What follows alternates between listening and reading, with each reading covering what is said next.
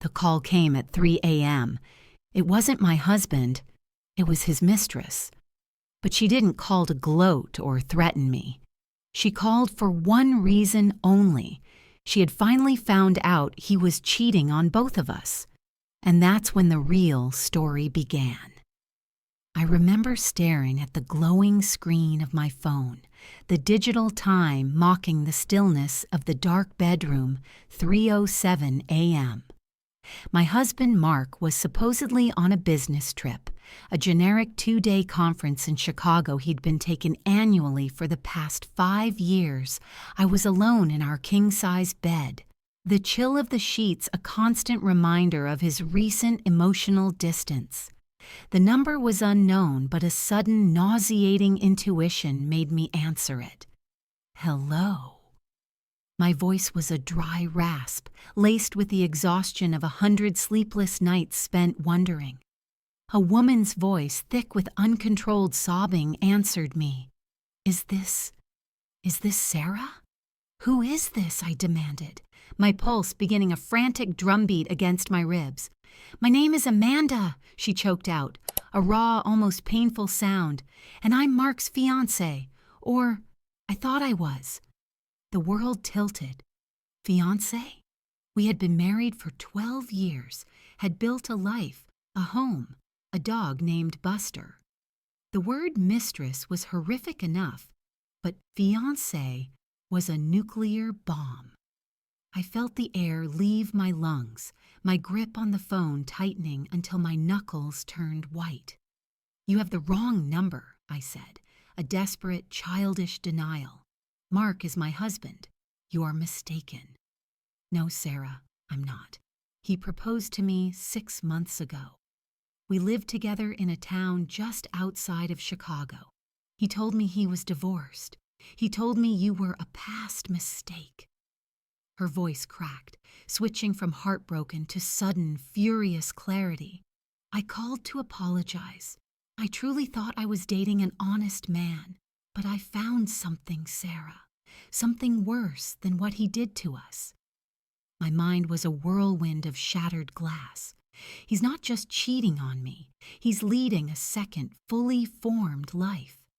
The betrayal was so colossal, so architecturally complex, it felt unreal.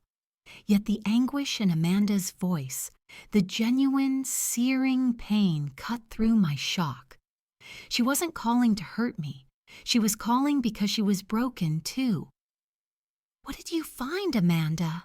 I managed to ask, the name of the woman who had helped destroy my marriage now passing my lips with an unnerving sense of shared experience.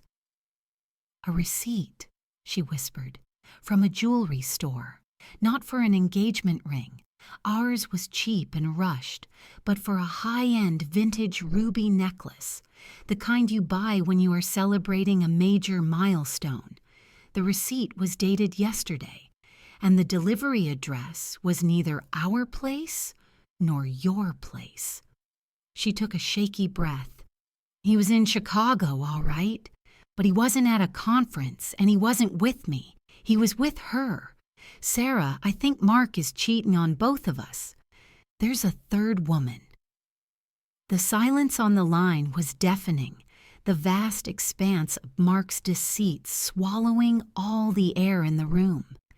I wasn't just dealing with a straying husband. I was dealing with a serial, emotional fraudster who had 2 women believing they were his primary partner and was now actively preparing to ensnare a third. A strange, cold resolve began to settle in my stomach, pushing out the acid burn of initial pain. I was no longer just the grieving wife. I was a casualty in a war I didn't know I was fighting, and now my unexpected ally was the other woman, Amanda. I said, my voice now steady and surprisingly calm. We need to talk, not as the wife and the mistress, but as 2 women who have been systematically and thoroughly lied to by the same man. She immediately agreed, relief flooding her voice. We spent the next 2 hours on that 3 a.m. call, piecing together the fractured narrative of Mark's double life. Amanda told me about the second cell phone he needed for work, the sudden overtime that kept him away from their shared apartment, and the elaborate stories about his ex-wife, me, that painted me as a manipulative, cold figure who had forced him into a painful divorce. He made you hate me, I realized aloud, and he made me feel crazy, always questioning his distant behavior. He's a master manipulator, she confirmed. He makes you feel like the problem, Sarah, but he's the problem. And now we have to find out who the third one is and stop him before he hurts her too. Our immediate shared goal wasn't revenge. It was a bizarre, cooperative mission of exposure and protection. We agreed to meet in person the next day, on neutral ground.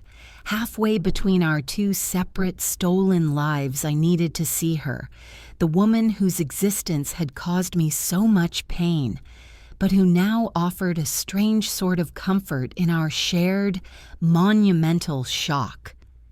This wasn't the way I ever imagined confronting the other woman, but Mark's sheer audacity had forced us into this impossible, necessary alliance. I finally hung up the phone, the sun just beginning to hint at a dreadful dawn outside my window. I didn't cry. I didn't scream.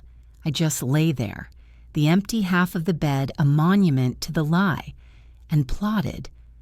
Mark thought he was a player, a smooth operator juggling his lives. He had underestimated the power of two women, wronged and furious, working together. I met Amanda at a small anonymous coffee shop in a town between my suburban home and her Chicago apartment. Seeing her in the flesh was jarring. She wasn't the cliché I had built up in my mind, not the vampish predator or the vapid younger model. She was only about 10 years younger than me, mid-30s, with kind, tired eyes and an expensive but unassuming trench coat. She looked exactly like a woman who had just had her entire world dismantled. When she saw me, she didn't hesitate. She walked straight to my table, her face a mask of residual pain and newfound determination. She didn't apologize again. She didn't need to. We were past the formalities of guilt and blame. We were in the trenches. Sarah. She nodded, pulling up a chair. I brought everything, every text, every email, every receipt. I pushed a tall glass of iced tea toward her. I did the same. We need to focus on one thing, the ruby necklace. We spread out the evidence on the small, round table. Mark's life, reduced to fragmented pieces of digital deceit. His texts to me were loving, though increasingly sparse. His texts to Amanda were passionate, filled with promises of a future he had no intention of keeping. But the common thread was the lies, the overlapping business trips, the suddenly busy weekends. The crucial piece was the receipt for the necklace, vintage ruby and diamond pendant, $8,500 delivery address, 488 West Elm Street, Unit 3B, Evanston, Illinois. Recipient, Ms. Eleanor Vance. Eleanor Vance. Amanda read the name aloud, her voice laced with the bitterness of a person who thought they knew every intimate detail of the man's life. A third woman, and he's spending this kind of money on her when he told me he was cutting costs for our wedding. I traced the name with my finger. He's escalating. He started with me. A simple, long-term affair for 5 years. Then he upgraded to you, Amanda, promising you a future. And now, Eleanor. The ruby necklace is a classic marker of a new obsession, a big, flashy move to secure the next target. We were operating with the cold logic of detectives, the raw emotion of the 3 a.m. call replaced by an investigative focus. We analyzed the pattern. Mark would establish a comfortable, reliable life. Me, use the stability as a base for a high-excitement escape.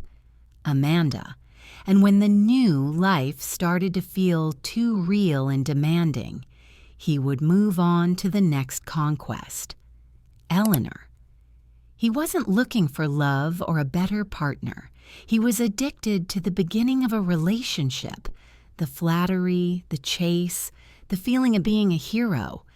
"We can't just call her," Amanda stated, shaking her head.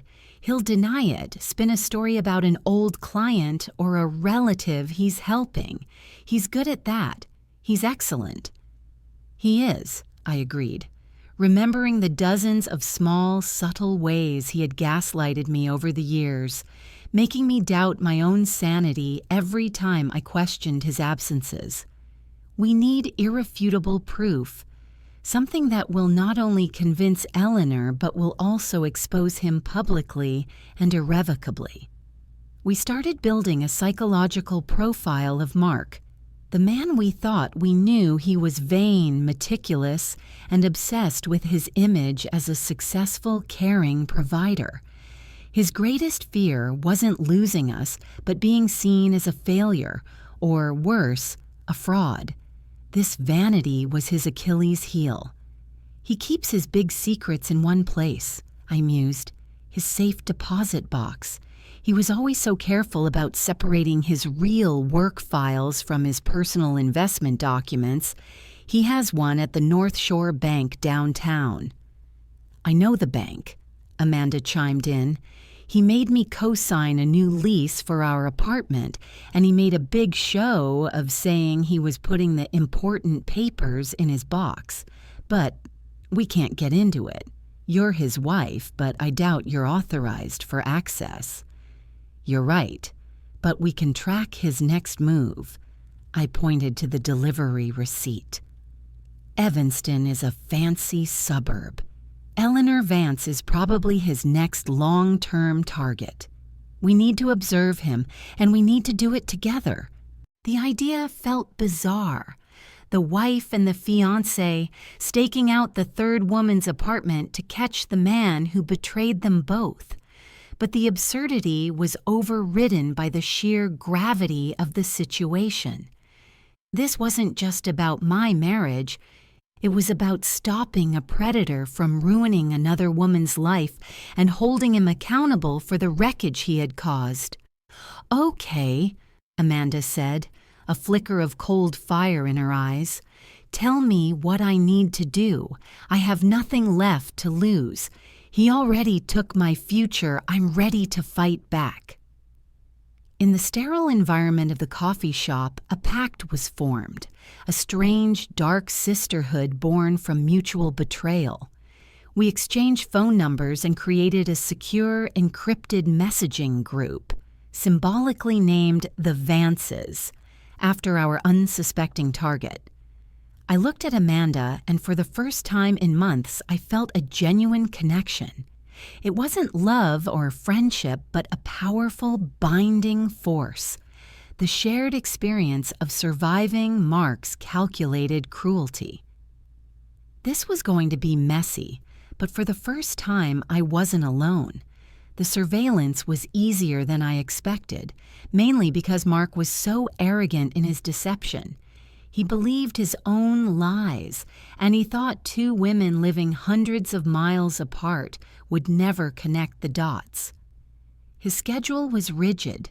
2 days of his business trip in Chicago, which we now knew were spent with Eleanor in Evanston, and then back home to me for the weekend, while giving Amanda a flimsy excuse about a demanding family obligation.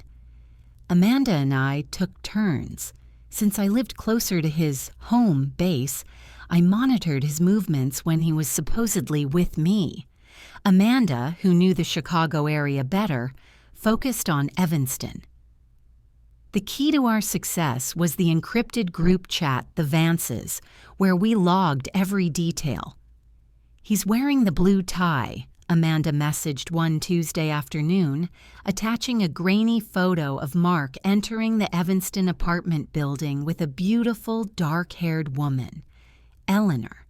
She was exactly his type, elegant, composed, and utterly unsuspecting. He said that tie was bad luck when I bought it for him. He's probably telling her he loves it. A sick wave of familiarity washed over me. He had used that same bad luck excuse with me for years to explain why he never wore certain gifts. It wasn't about luck. It was about keeping his lives separate, using simple fashion choices as internal checkpoints for his deceit. My turn came the following weekend. He arrived home, exhausted but putting on the performance of the doting, dedicated husband. He brought me flowers, the same kind he sent Amanda every week, and claimed the conference had been brutal. I had to maintain a facade of normalcy, which was excruciating. I found myself scrutinizing every gesture, every fleeting expression, seeing the lies written across his face. "How was your meeting with the North Shore Bank?" I asked casually during dinner, watching him closely. I had to know if he had moved any assets. He didn't flinch. "Oh, that was last week, honey. Just moving some retirement funds around, nothing exciting." "Why?" "Just curious." I smiled sweetly, the lie tasting like ash in my mouth. He's comfortable. He's not worried. The real breakthrough came a few days later when Amanda was monitoring his email traffic. He was using a temporary, untraceable email address for Eleanor, which he had accidentally left logged in on a browser tab on the shared desktop in her apartment. Amanda, having memorized his terrible basic passwords, had checked it immediately after he left for a supposed lunch meeting.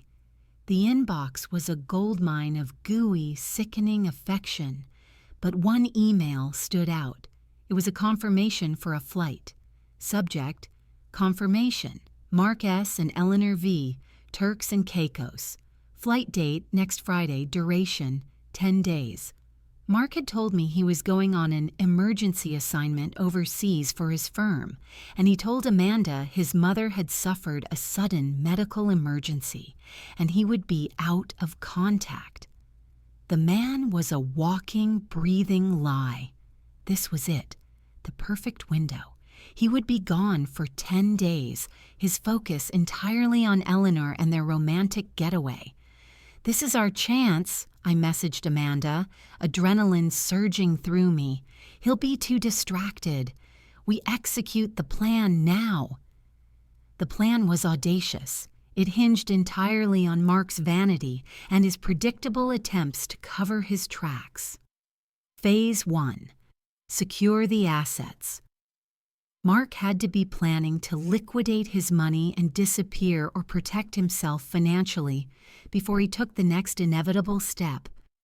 Divorcing me, I was authorized on our main joint bank accounts, but he had opened several secret savings and investment accounts over the years.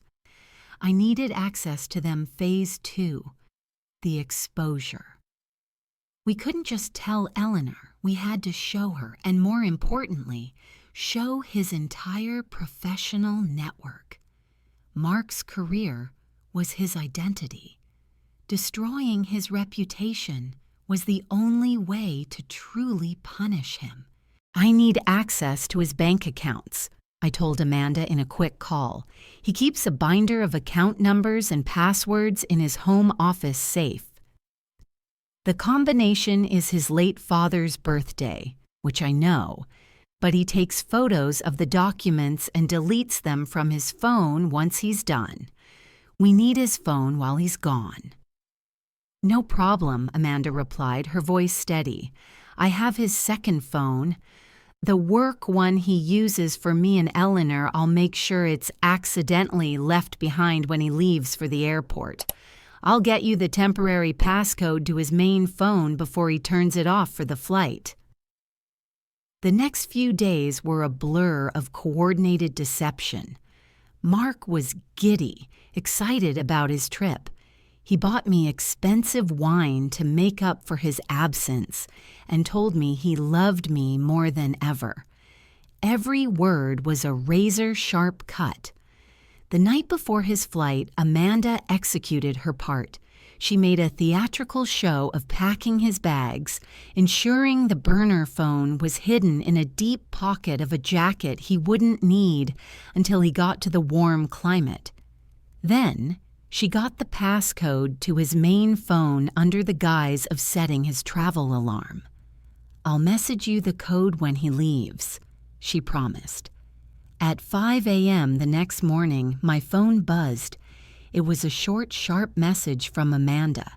3311, done, go. Mark was officially out of the picture, heading to the airport with Eleanor, completely unaware that his two betrayed women were now armed with the keys to his entire secret life. The moment of reckoning was finally here. I moved with quiet, focused determination.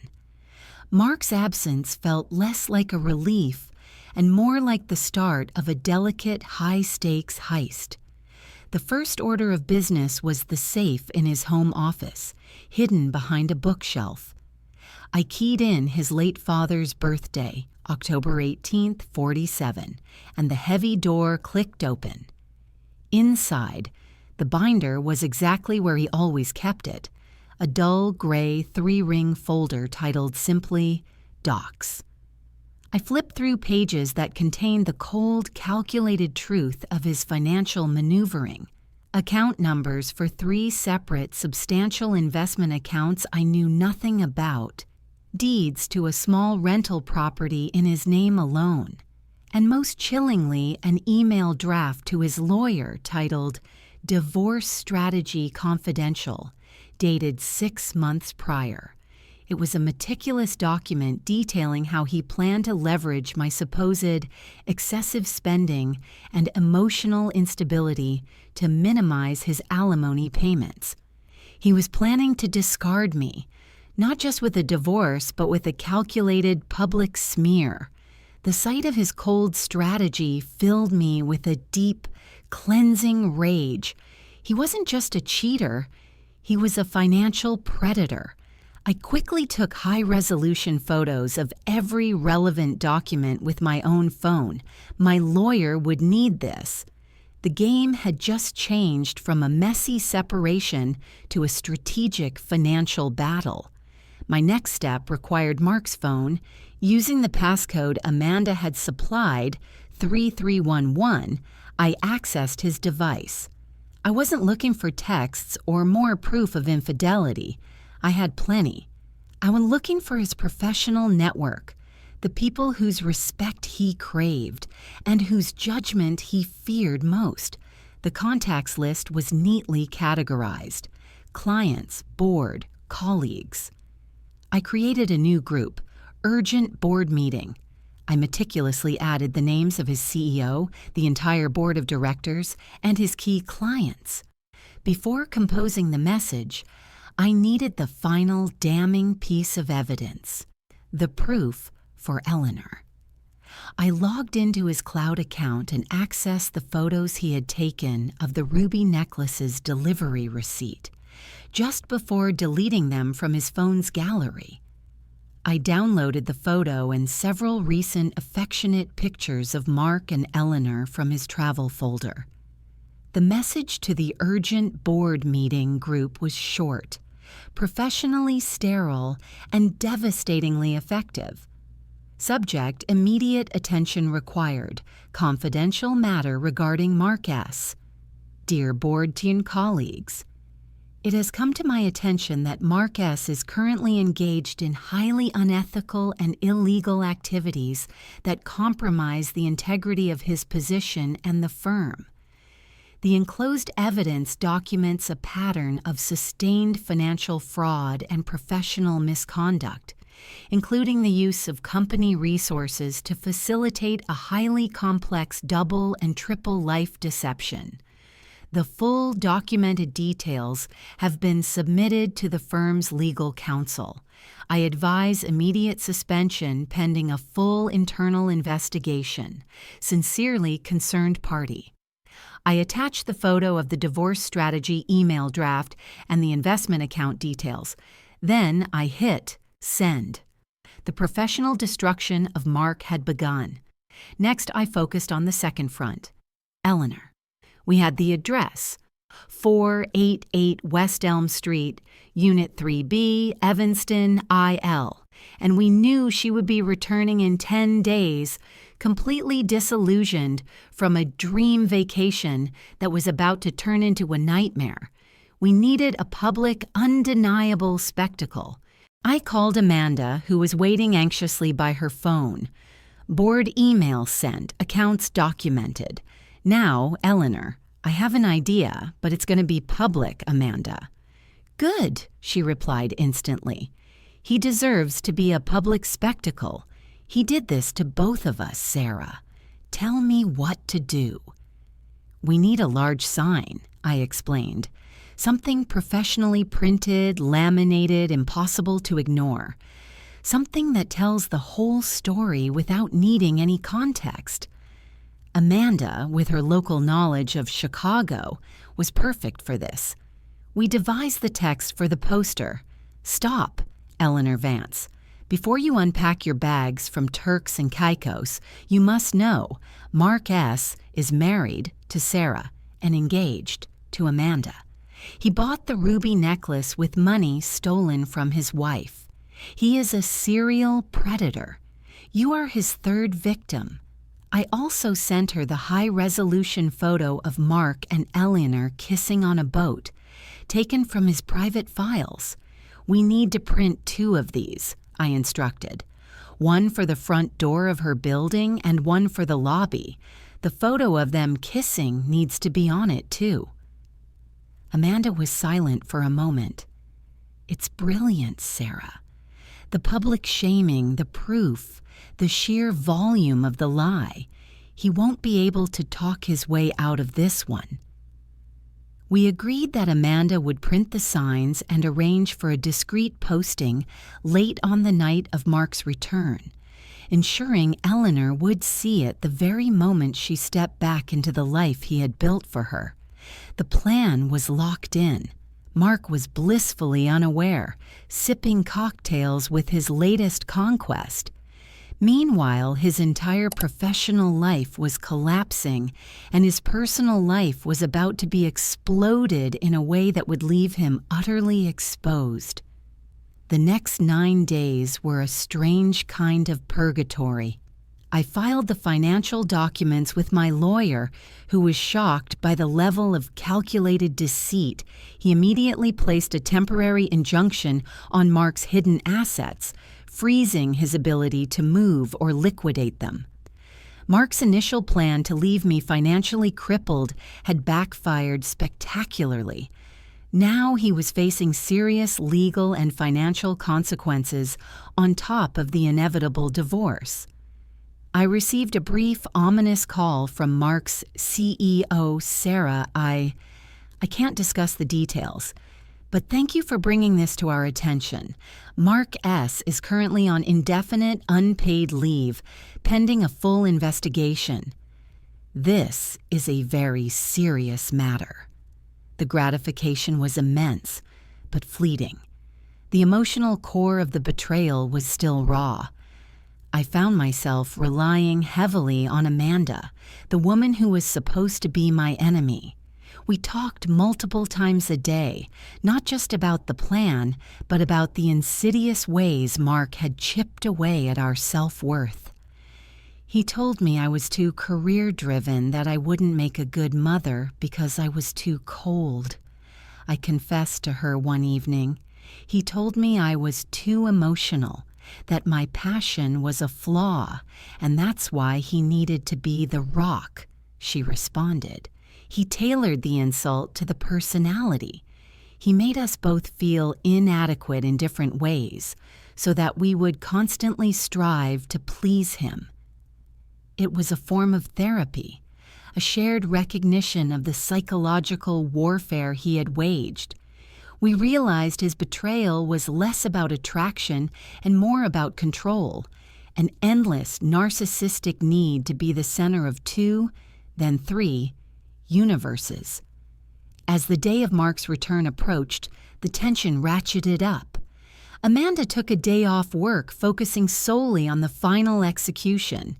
She drove to a professional print shop in a discreet part of the city and had the large, high-gloss posters made.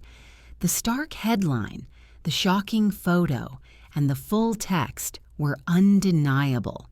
She even purchased commercial-grade peel-and-stick adhesive that would ensure the posters weren't coming down easily.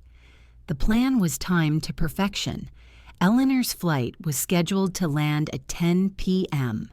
Allowing for baggage claim and the ride from O'Hare, they would likely arrive at her Evanston apartment around 11:30 p.m. Amanda was in position at 11 p.m. She messaged me from a nearby parked car. Heart racing. He just pulled up in a taxi. They look tired, but she's still holding his arm. I was at home, sitting in the dark living room, my phone illuminating my face. This was the moment of truth. Amanda's next message came 2 minutes later. Posters up on the main glass entrance and the inner lobby door. They're huge. Looks like they're walking in now. Then silence. A deafening, agonizing silence. I waited for 5 minutes, imagining the scene. Mark fumbling with his keys, Eleanor walking ahead, their faces tired but happy from a week of sun and fake promises. Eleanor opens the lobby door. And then she sees it. The large, glossy print, plastered right at eye level, of the shocking photo of them, superimposed with the brutal public declaration, "Stop!" Eleanor Vance, Mark S. is married to Sarah and engaged to Amanda. He bought the ruby necklace with money stolen from his wife. He is a serial predator. You are his third victim. Amanda's next message was simple, a single powerful word, scream. A minute later, another one. He's dragging her away. She's fighting him. She's pointing at the sign, crying hysterically. Neighbors are looking out of their doors. Mark's reaction, as relayed by Amanda, was exactly what we had predicted. Panic and desperate attempts at damage control. He wasn't upset about the women. He was mortified by the exposure. He tried frantically to rip the signs down, but the commercial adhesive held fast. The neighbors were now full-on spectators. His life was detonating on a suburban street corner. Amanda drove away, her mission complete. "I'm heading home, Sarah." I saw his face. It was pure, unadulterated terror. He looked straight into the camera of the poster and knew he was finished. I finally allowed myself to feel the strange, complicated release. It wasn't triumph in the traditional sense, but the deeply satisfying feeling of justice being served, not just for me, but for Amanda, and now, for Eleanor. We had stopped his cycle of destruction. My phone rang. It wasn't Mark. It was the CEO's personal assistant. Mrs. S. Mr. S. called the office from an unknown number. He's demanding to know who leaked confidential information. The board has confirmed his immediate termination. The internal investigation is now turning into a full-scale legal review of his finances and professional conduct. Mark's lies had finally created an unbreakable chain of consequence. The woman he betrayed, the woman he promised a future to, and the woman he was trying to ensnare had inadvertently worked together to end his reign of narcissistic terror. It was a beautiful, devastating alliance. The aftermath was a whirlwind of legal maneuvering, but the emotional clarity I gained from the night of the public shaming was a constant anchor. Mark finally called me the next morning, not from his main number, which had been disconnected, but from a temporary, panicked burner phone. "Sarah, what the hell did you do?" he screamed, his voice raw with fury and disbelief. He sounded like a cornered animal, not the composed, successful executive I had been married to. "I only exposed the truth, Mark," I said calmly. the years of pain now manifesting as an icy indifference. Your CEO called. Your accounts are frozen. Your apartment in Chicago is being vacated by a very angry former fiancé. And the local news crews are already sniffing around Eleanor Vance's neighborhood, interested in the scandal of the cheating executive. He gasped. The news? No, my reputation. I'll lose everything. This is corporate espionage. I'll sue you for defamation.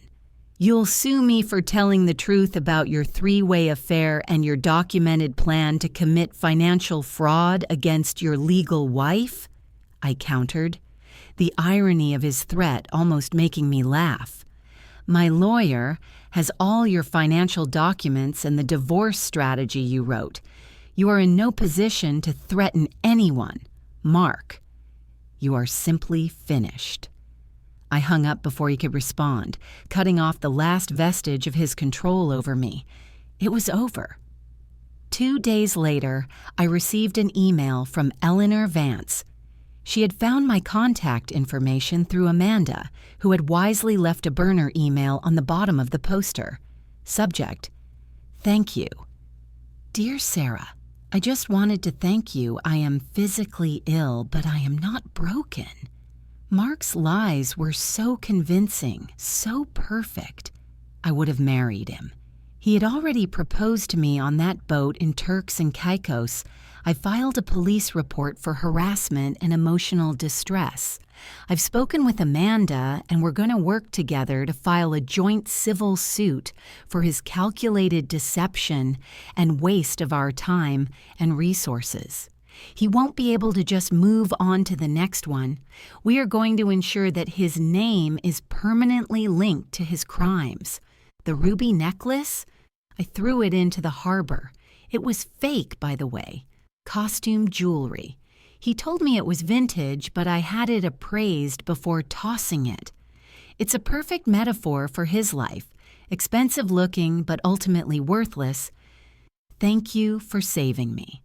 I owe both you and Amanda a debt I can never repay. Eleanor.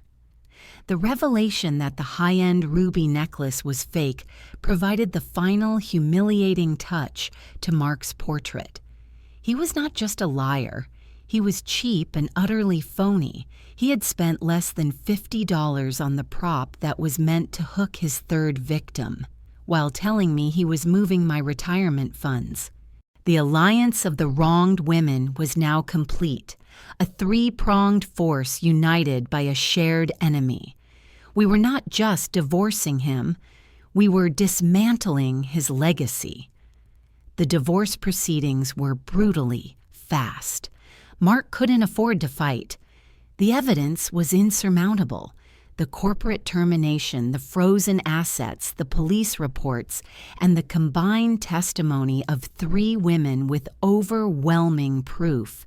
He ended up settling immediately, giving up all claims to the marital home and a significant portion of his remaining liquid assets.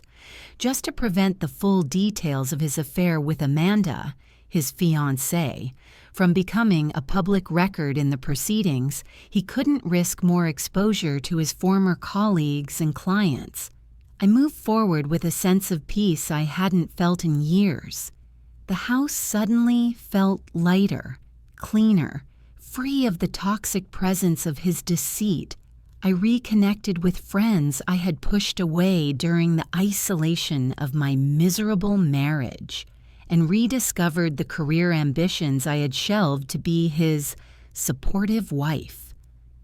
Amanda and Eleanor, though still processing their pain, became a genuine support system for me. We held weekly video calls, less about Mark and more about rebuilding our lives. We often joked that Mark had accidentally created the strongest female support group any of us had ever had. I remember my last contact with Mark, a terse, final meeting with the lawyers to sign the final papers. He was gaunt, his arrogance completely gone, replaced by a defeated emptiness. "You won, Sarah," he mumbled, his eyes avoiding mine. I didn't win, Mark, I corrected him, looking him straight in the eye for the first time in months. I survived. You lost. You lost your career, your money, your home, and your future, all because you couldn't stand to be an ordinary man. You thought you could juggle 3 lives. All you did was create 3 strong women who realized your worthlessness simultaneously. I signed the paper, dropped the pen, and walked out of the lawyer's office, a free woman. The cold reality of his failure was his own creation, and the sight of his broken pride was the truest form of closure. 6 months later, the dust had settled. The divorce was finalized. Mark's professional termination had become industry-wide news, and he had relocated to a smaller, distant city, effectively starting over at the very bottom of his career ladder, laden with debt and a reputation for financial and moral dishonesty. The man who craved status had lost it all. For me, the transformation was quiet but profound. I had sold the large house, a monument to a life I never truly had, and bought a bright, airy condo downtown, closer to my revitalized career. The money Mark had tried to hide ended up being the seed fund for a successful venture of my own, utilizing the sharp, strategic mind I had kept dormant for years in my role as his supportive wife. But the real, lasting change was the relationship with Amanda and Eleanor. The 3 of us met in person for a celebratory dinner, a strange, beautiful reunion of casualties. To the worst man we ever knew for accidentally bringing us together, Eleanor toasted, lifting her glass of champagne. To Mark, the accidental matchmaker, Amanda laughed, a sound full of genuine happiness. We talked about everything but him. Amanda had left her career and gone back to school to finish her master's degree, something Mark had discouraged, telling her she was smart enough already. Eleanor, a successful marketing executive, had used her ordeal to launch a campaign in her firm advocating for better support systems for women targeted by emotional fraud in the workplace.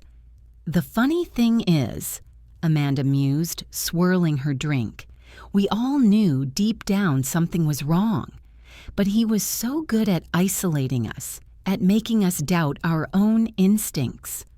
That's why the alliance worked, I pointed out. He couldn't gaslight 3 women simultaneously. Our combined instinct was simply too strong. The 3 of us together were his undoing. We realized that our emotional journeys were deeply intertwined. I had needed Amanda's sharp-eyed investigative skills and the immediate, unfiltered proof of a parallel life. Amanda had needed my legal standing and the financial leverage I had over Mark and Eleanor, the newest victim, had needed us both to pull her out of the quicksand of his lies before she invested her whole future. We started a tradition, an annual dinner on the anniversary of the 3 a.m. call. It wasn't a celebration of Mark's downfall, but a celebration of our mutual survival and the unexpected powerful sisterhood that emerged from the rubble of his deceit. It was a physical reminder that even the most painful betrayals can lead to profound, positive connections.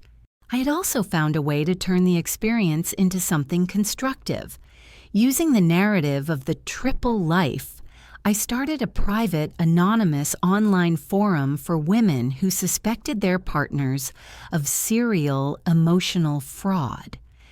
It was a space where they could pool resources, check alibis, and most importantly, trust their gut feelings without being instantly dismissed as crazy or overly emotional.